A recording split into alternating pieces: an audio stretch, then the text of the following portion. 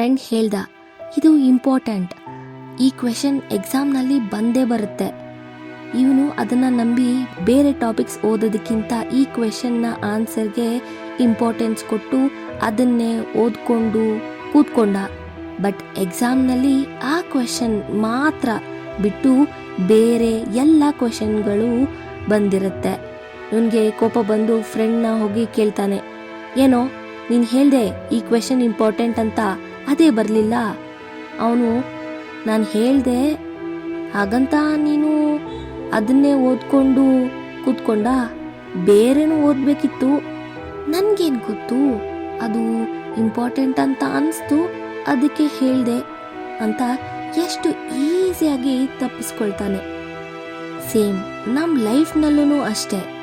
ಕೆಲವರ ಮಾತನ್ನ ಕೇಳಿ ನಾವೇನಾದರೂ ನಮ್ಮ ಲೈಫ್ನ ಡಿಸಿಷನ್ ಚೇಂಜ್ ಮಾಡಿದರೆ ನಮ್ಮ ಲೈಫ್ನ ದಿಕ್ಕೇ ಬದಲಾಗೋಗುತ್ತೆ. ಅದು ಒಳ್ಳೆಯದೇ ಆಗಿರಲಿ ಕೆಟ್ಟದ್ದೇ ಆಗಿರಲಿ, ಅದನ್ನು ನಾವೇ ಅನುಭವಿಸ್ಬೇಕು ಅಲ್ವಾ.